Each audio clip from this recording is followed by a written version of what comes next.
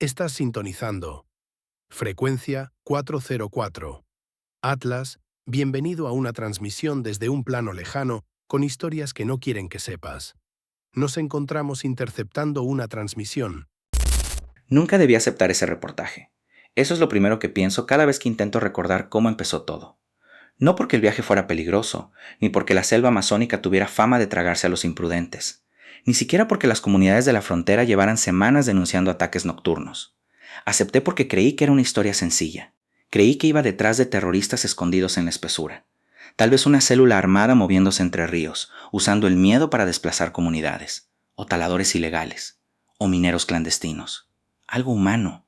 Algo que pudiera ser explicado con mapas, nombres, rutas de contrabando, permisos falsificados y funcionarios corruptos. Eso era lo que yo sabía investigar, lo humano. Lo que no sabía, lo que nadie me advirtió, era que existen lugares donde la palabra humano deja de ser una categoría segura. Mi nombre era, o todavía es, si este archivo llega a alguien, Gabriel Rivas, periodista independiente, especializado en desapariciones, conflictos territoriales y crímenes encubiertos por gobiernos regionales.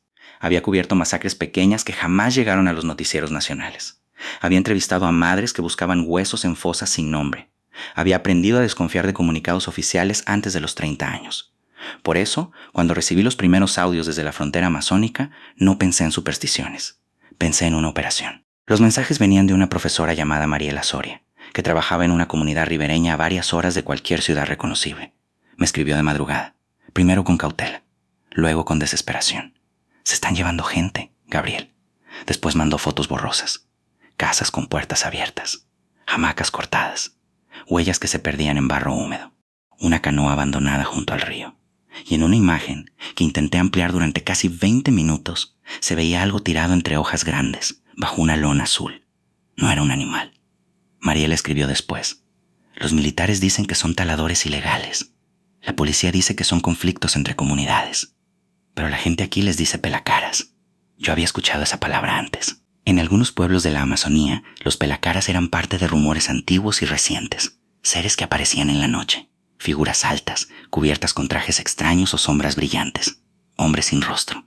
Visitantes que atacaban comunidades aisladas y dejaban cuerpos imposibles de explicar. La prensa se burlaba. Las autoridades minimizaban. Los académicos hablaban de pánico social, narcotráfico, paranoia colectiva, leyendas adaptadas a la violencia moderna. Yo también lo pensé, hasta que Mariela me envió el último audio. Su voz temblaba. De fondo se escuchaban grillos, agua y algo más, un zumbido grave, como una máquina enterrada debajo del mundo. Anoche se llevaron a Tomás. No lo mataron aquí. Lo devolvieron. Hubo una pausa. Después dijo algo que no he podido olvidar. Gabriel, no le quitaron la cara. Le quitaron lo que había debajo. El audio terminó con un golpe seco. Luego silencio. Al día siguiente, Mariela no respondió más. 3 días después, llegué a Iquitos con una mochila, 2 cámaras, una grabadora, baterías solares, un teléfono satelital prestado y esa arrogancia estúpida que tienen los periodistas cuando creen que el miedo ajeno es información esperando ser ordenada. Desde allí, tomé una avioneta pequeña hasta un puesto fronterizo, luego una lancha por un río marrón que parecía moverse con voluntad propia. El piloto era un hombre de pocas palabras llamado Néstor. No quiso llevarme hasta la comunidad. Me dejó a 1 hora de distancia en un embarcadero improvisado. De aquí sigue con ellos, me dijo, señalando a 2 hombres que esperaban bajo la sombra de un techo de zinc. Yo no entro de noche. Todavía son las 4. Néstor miró el cielo. Aquí la noche empieza antes. Quise hacerle preguntas. Él ya estaba soltando la cuerda. ¿Usted cree en los pelacaras?, le grité. Néstor no respondió enseguida. Encendió el motor. El ruido llenó el río. Antes de irse, dijo, yo creo en la gente que desaparece. Los 2 hombres que me guiaron hasta la comunidad no hablaron durante el trayecto. Caminamos por una trocha angosta, rodeados de árboles tan altos que la luz parecía caer enferma entre las ramas. El aire olía a tierra mojada, fruta podrida y humo lejano. La comunidad se llamaba Santa Elvira, aunque en los mapas oficiales aparecía como un punto sin nombre. No había más de 30 casas, algunas elevadas sobre pilotes, otras hechas de madera, plástico y planchas metálicas. Niños mirándome desde las puertas, mujeres en silencio, perros flacos que no ladraban. Eso fue lo primero que me inquietó. Los perros. En pueblos aislados, los perros anuncian todo. Allí estaban mudos. Me recibió un anciano llamado Aurelio, autoridad comunal. Tenía los ojos hundidos y una cicatriz vieja en el cuello. Usted viene por Mariela, dijo. No fue una pregunta. Asentí. ¿Dónde está? Aurelio miró hacia el río, donde están todos los que preguntan demasiado. Me llevaron a la escuela. La puerta estaba rota. Había cuadernos en el suelo, dibujos infantiles pegados a las paredes y una mesa volcada. En una esquina encontré el bolso de Mariela. Dentro estaban sus lentes, una libreta húmeda y una memoria USB envuelta en una bolsa. No dije nada. La guardé. Esa noche me dieron un espacio para dormir en una casa comunal. Nadie quería hablar frente a la grabadora. Nadie quería decir la palabra pelacaras en voz alta. Hasta que llegó Luciano, un joven cazador que había encontrado a Tomás. Lo hizo tarde, cuando la lluvia empezó a caer como si alguien vaciara un río desde el cielo. Se sentó frente a mí. No aceptó café. No miró la cámara. Tomás no estaba muerto cuando lo encontramos, dijo. Encendí la grabadora. ¿Dónde lo encontraron? En la quebrada vieja, donde antes había una antena. ¿Antena? Luciano miró a Aurelio. El anciano bajó la cabeza. Hace años llegaron hombres del gobierno, continuó Luciano. Dijeron que era una estación meteorológica. Después dijeron que era un proyecto de biodiversidad. Después dejaron de decir cosas. Cerraron una parte del monte. Los helicópteros venían de noche. Sentí ese movimiento interno que reconoce una historia real debajo de una leyenda. ¿Militares?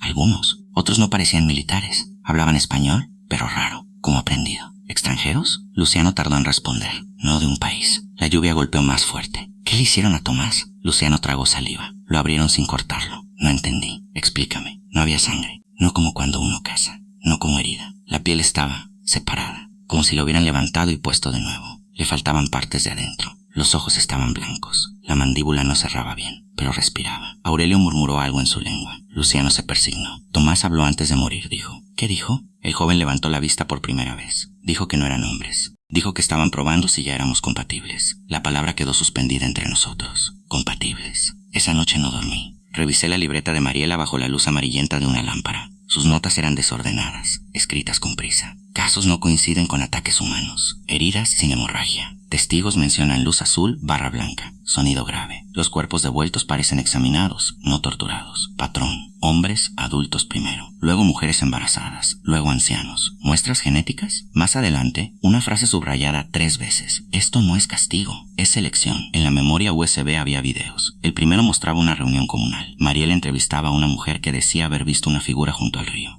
Alta, demasiado delgada, con una especie de cubierta lisa donde debía estar el rostro. No caminaba, según ella. Se deslizaba mal, como imitando. El segundo era de noche. Mariela grababa desde una ventana. La imagen temblaba. Se escuchaban insectos, respiración y luego el zumbido. A lo lejos, entre los árboles, aparecía una luz vertical, no circular, como una rendija abierta en el aire. El tercer archivo estaba dañado. Solo se reproducían fragmentos. Vi la cara de Mariela iluminada desde abajo. Estaba sudando. Encontré documentos en la estación vieja. Decía, no es meteorológica. Nunca lo fue. La imagen saltaba. Proyecto Andino no terminó. Lo trasladaron. Otro corte. Los de la base de los Andes no buscaban energía. Buscaban una interfaz biológica. Un huésped capaz de resistir el contacto. El audio se distorsionó. Luego apareció un pasillo metálico. Imposible de ubicar en la selva. Paredes húmedas. Luces verdes. Algo como una camilla. Sobre ella, una figura cubierta con una sábana térmica. Mariela susurró. Ellos no llegaron ahora. Los dejamos entrar. El video terminó. A la mañana siguiente pedí que me llevaran a la quebrada vieja.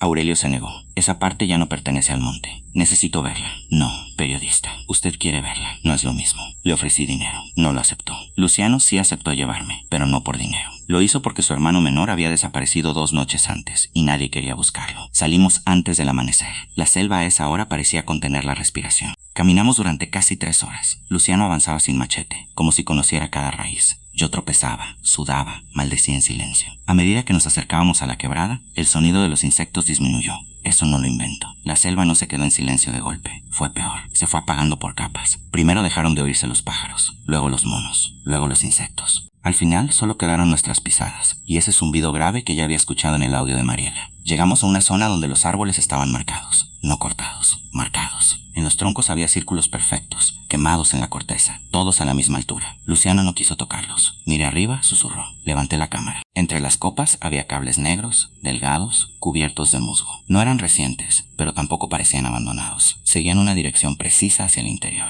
¿Quién instaló esto?, pregunté. Luciano no respondió. Seguimos los cables hasta encontrar una cerca oxidada casi devorada por la vegetación. Había un letrero caído, cubierto de barro. Lo limpié con la manga. Proyecto de Oeste B, Sur, ERVACION, ATMOSF, Erika, Sector 7. Debajo, alguien había pintado encima con aerosol negro. Neo, mirar, AL, cielo, cuando suene. La entrada principal estaba cerrada, pero la malla había sido cortada. Pasamos. Dentro había estructuras de concreto ocultas por enredaderas, una torre caída, antenas parabólicas oxidadas, paneles solares cubiertos de hojas. Y al fondo, una construcción baja, rectangular, sin ventanas. La puerta metálica estaba abierta. El interior olía a humedad, óxido y desinfectante antiguo.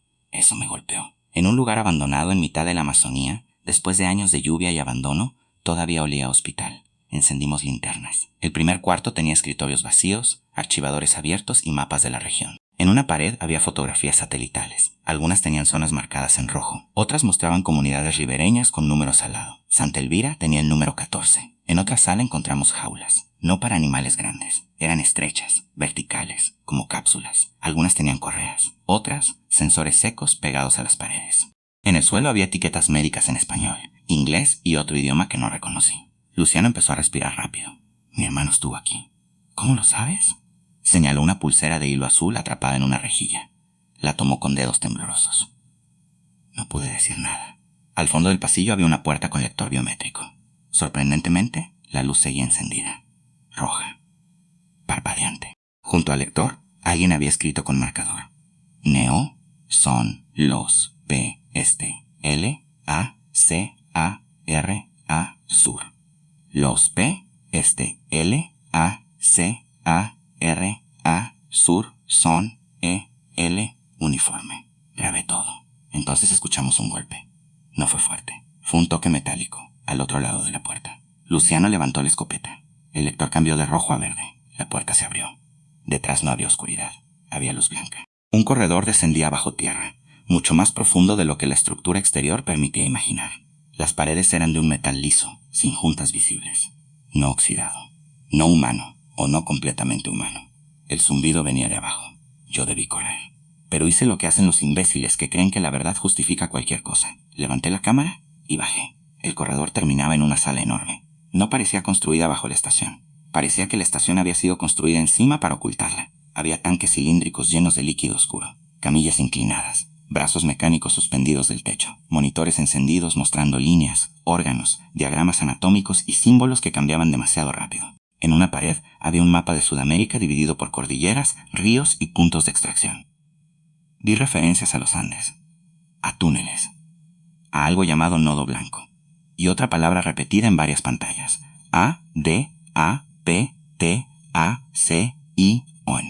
Luciano encontró a su hermano. Estaba dentro de uno de los cilindros. No flotaba muerto, flotaba despierto, los ojos abiertos, la boca sellada por una membrana transparente, cables entrando por la nuca. Bajo la piel del pecho se movía una luz suave, como un insecto atrapado. Luciano gritó su nombre. El muchacho dentro del tanque giró lentamente los ojos hacia nosotros y sonrió.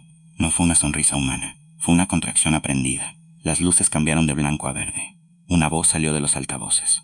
No era robótica, era una voz humana, masculina, tranquila. Visitante no autorizado en zona de acoplamiento. Me congelé. ¿Quién habla?, grité. La voz respondió. La pregunta correcta es: ¿quién queda? En ese momento, desde el fondo de la sala aparecieron 3 figuras, altas, delgadas, cubiertas por trajes oscuros ajustados al cuerpo. No tenían rostro visible, solo una superficie lisa, pálida, donde la luz resbalaba como aceite. Los pelacaras. Pero al verlos de cerca comprendí que el nombre era incorrecto. No parecían criaturas que arrancaran rostros. Parecían criaturas que nunca habían necesitado uno. Luciano disparó. El estruendo rebotó en la sala. Una de las figuras recibió el impacto en el pecho y retrocedió apenas un paso. La superficie del traje se onduló, como agua negra. Luego levantó una mano. Luciano cayó al suelo. No sangró, no gritó. Simplemente cayó, rígido, con los ojos abiertos. Corrí hacia él, pero algo me sujetó el cuerpo desde dentro. No una mano, no una cuerda. Una presión invisible que me clavó al suelo. La figura se acercó. Vi mi reflejo deformado en su cara lisa. Entonces escuché otra voz, la de Mariela. No lo maten. Giré los ojos tanto como pude. Mariela estaba al otro lado de la sala, viva. O algo parecido. Llevaba ropa médica gris. Tenía el cabello corto, mal cortado. En el cuello se le veían marcas circulares. Caminaba despacio, como si cada movimiento tuviera que ser recordado antes de ejecutarse. Gabriel dijo: «Te dije que no vinieras en el segundo archivo». «No había segundo archivo», respondí con dificultad. Ella cerró los ojos. «Entonces todavía no lo has enviado». No entendí. Mariela se acercó a una consola. Las figuras no la detuvieron. «Esto no empezó en la Amazonía», dijo. «La base de los Andes fue el primer intento. Altura, aislamiento, baja interferencia electromagnética. Allí probaron con mineros, soldados, migrantes. Falló». ¿Qué falló? Nosotros. La presión en mi cuerpo disminuyó apenas. Mariela me miró con una tristeza insoportable. Ellos no respiran como nosotros. No piensan como nosotros. No habitan cuerpos como nosotros. Necesitan intermediarios. algo entre su biología y la nuestra. Los gobiernos creyeron que podían negociar tecnología a cambio de muestras, tejido, órganos, sistemas nerviosos. Pero lo que empezó como intercambio se convirtió en cultivo. ¿Mutilaciones? Extracciones. Recordé los casos de ganado mutilado. Animales encontrados sin sangre, sin lengua, sin ojos, con cortes imposibles. Siempre se hablaba de experimentos, sectas, extraterrestres, depredadores. Mariela siguió. Con animales estudiaron resistencia. Con humanos estudian compatibilidad. No buscan matarnos, Gabriel. Eso sería más misericordioso. ¿Qué buscan? Ella miró los tanques. Preparar cuerpos que puedan quedarse cuando ellos entren. Sentí náuseas. ¿Invadir? Mariela negó lentamente. Reemplazar no. Usar. Habitar. Mezclar. Ellos no quieren destruir el planeta. Lo necesitan vivo. Necesitan selvas, agua, calor, bacterias, hongos, carne. La Tierra no es objetivo militar. Es incubadora. Las figuras permanecían inmóviles. ¿Y los pelacaras? Son unidades de recolección. Algunos son ellos. Algunos fueron humanos. Otros están entre ambas cosas. Miré a Luciano en el suelo. Déjalo ir. Mariela no respondió. Déjalo ir, repetí. Entonces el hermano de Luciano golpeó el vidrio desde dentro del tanque. 1 vez, 2 veces, 3. En las pantallas apareció su rostro, escaneado por capas. Pero debajo de su rostro había otro patrón. Una geometría imposible, como si una segunda estructura estuviera creciendo dentro de la primera. Mariela susurró. Ya no sabría a dónde ir. Uno de los pelacaras se acercó a mí. Su mano era demasiado larga. Sus dedos terminaban en puntas suaves, sin uñas. Tocó mi frente. Vi el cielo. No el cielo sobre la selva. Otro cielo. Negro, pero lleno de estructuras. Ciudades sin suelo. Luces moviéndose en enjambres. Un mundo muerto o abandonado, suspendido alrededor de una estrella enferma. Sentí hambre. No hambre de comida. Hambre de temperatura, de humedad, de organismos simples multiplicándose. Hambre de un planeta joven. Vi la cordillera de los Andes desde arriba, atravesada por túneles de luz. Vi laboratorios bajo hielo, bases selladas, hombres con uniformes firmando acuerdos frente a seres que no proyectaban sombra. Vi cuerpos de animales abiertos en campos. Vi cuerpos humanos en ríos, devueltos para medir el miedo de las comunidades. Vi a Mariela en una camilla, gritando sin sonido. Vi mi propia cara en una pantalla con la palabra Vector D-D-I-F-U-S-I-O-N. Entonces entendí por qué no me habían matado. Un periodista no era una amenaza, era una herramienta. Ellos no necesitaban ocultarse para siempre, solo necesitaban que la verdad saliera deformada, convertida en mito, en debate, en video borroso, en burla de internet. Necesitaban que alguien contara lo suficiente para sembrar miedo, pero no lo bastante para organizar resistencia. Necesitaban un testigo contaminado. Me soltaron. Caí de rodillas. Mariela se agachó frente a mí. Tienes que sacar el archivo, dijo. ¿Para advertir? Sus ojos se llenaron de lágrimas. Para elegir. ¿Elegir qué? Ella miró hacia las figuras. ¿Quién entra primero? La sala tembló. Arriba, en la estación, algo explotó. Polvo cayó del techo metálico. Las luces parpadearon. Por un segundo, los pelacaras giraron sus cabezas lisas hacia el mismo punto, como animales escuchando un llamado inaudible. Mariela aprovechó ese instante. Me puso algo en la mano. La memoria USB. Corre. Ven conmigo. Ella sonrió. Esta vez sí fue una sonrisa humana, pero rota. Yo ya estoy demasiado cerca de la puerta. Luciano seguía en el suelo. Intenté levantarlo. Estaba vivo, pero rígido. Sus ojos se movían frenéticos. No podía cargarlo. Perdóname, le dije. No sé si me escuchó. Corrí. Subí por el corredor mientras las alarmas emitían un sonido grave, casi orgánico. Detrás de mí escuché golpes, vidrio quebrándose, un grito que pudo ser de Mariela o de algo usando su garganta. Llegué a la superficie bajo una lluvia furiosa. La estación ardía en algunas zonas, pero el fuego era extraño. Llamas bajas, verdes, que no consumían la madera sino la luz alrededor. Corrí por la trocha sin saber si iba hacia la comunidad o hacia el corazón del monte. Las ramas me cortaban la cara, el barro me tragaba los tobillos. Detrás, entre los árboles, veía destellos blancos moviéndose sin prisa. No me perseguían como cazadores, me conducían. Eso lo entendí demasiado tarde. Después de horas o minutos, porque el tiempo allí dejó de comportarse bien, llegué a Santa Elvira. La comunidad estaba vacía, las casas abiertas, las hamacas quietas, las ollas todavía calientes, un juguete girando lentamente en el suelo, como si alguien acabara de soltarlo. En la escuela encontré mi mochila. Mi teléfono satelital estaba cargado. La cámara también. Sobre la mesa había una hoja arrancada de la libreta de Mariela. Solo tenía una frase. Neo, vuelvas peor, río. E-L Río, G-A-A-P-R-E-N-D-I-O-T-U nombre. No le entendí, hasta que escuché el agua. El río detrás de la comunidad fluía en sentido contrario. Subía, no como una inundación, no como corriente alterada por lluvia. Subía hacia el monte, arrastrando ramas, peces muertos y reflejos de luces que no estaban en el cielo. Encendí el teléfono satelital. Tenía señal. Eso era imposible bajo esa tormenta. Marqué el número de mi editor. Contestó al primer tono. Gabriel dijo una voz. No era mi editor, era mi voz. Del otro lado de la línea, yo mismo respiraba con calma. Ya saliste, dijo mi voz. Muy bien. Solté el teléfono. La pantalla quedó encendida en el barro. Entonces vibró. Un mensaje entrante. Remitente desconocido. Envía EL archivo. Miré la memoria USB en mi mano. En ese momento comprendí lo que Mariela había querido decir. No me habían dejado escapar. Me habían publicado. Desde entonces no sé cuánto tiempo ha pasado. Hay partes de mi memoria que no encajan. Recuerdo haber llegado a una carretera, pero no recuerdo caminar hasta ella. Recuerdo soldados recogiendo mi cámara, pero no sus rostros. Recuerdo un hospital, luces blancas, preguntas repetidas, agujas entrando en mis brazos. Recuerdo que me dijeron que Santa Elvira nunca existió, que Mariela Soria no aparecía en ningún registro docente, que Luciano era un nombre demasiado común para buscarlo, que mis videos estaban corruptos, que había sufrido deshidratación, fiebre, paranoia selvática. Me dejaron ir a los 11 días oficiales. Pero cuando revisé mi barba en el espejo, parecía de meses. Volví a Lima, luego a Santiago, luego a cualquier ciudad donde pudiera dormir con ruido de autos, lejos de árboles, lejos de ríos, lejos del zumbido. Intenté publicar la historia. 3 medios la rechazaron. Uno aceptó revisarla y después canceló mi cuenta. Mi editor dejó de responder. Una noche encontré en mi correo un archivo adjunto que yo no había enviado. Se llamaba segundo-archivo-mariela.mpcutro. Lo abrí. Mariela aparecía en la escuela de Santa Elvira, sentada frente a mi cámara, pero el video tenía fecha de mañana. Ella miraba directamente al lente. Gabriel decía, cuando veas esto, ya habrás entendido que no estás contando la historia desde afuera. Se inclinaba hacia la cámara. En su cuello, bajo la piel, algo se movía con luz verde. Tú eres la historia saliendo. Desde entonces, cada vez que duermo, sueño con la sala bajo la estación. Sueño con tanques llenos de cuerpos. Sueño con el hermano de Luciano sonriendo detrás del vidrio. Sueño con los Andes abiertos por debajo, con una columna vertebral hueca. Y sueño con los pelacaras caminando entre comunidades que ya no aparecen en los mapas. Pero lo peor no son los sueños. Lo peor empezó hace 3 semanas. Me desperté sin dolor, pero con sangre seca en la almohada. Fui al baño. Me miré al espejo. Debajo de mi ojo izquierdo había un círculo perfecto. No era herida, era marca. Como las de los árboles. Al día siguiente apareció otra en mi pecho. Luego otra detrás de la oreja. Fui a un médico. Dijo que podían ser hongos, estrés, una reacción autoinmune. Me recetó una crema. No volví.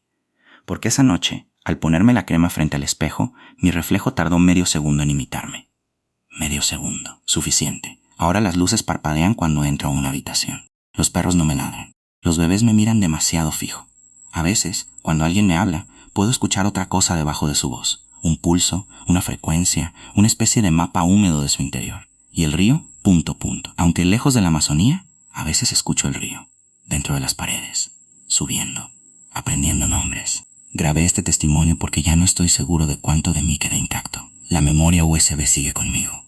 No he podido destruirla. Cada vez que intento hacerlo, despierto en otro lugar con las manos mojadas y barro bajo las uñas.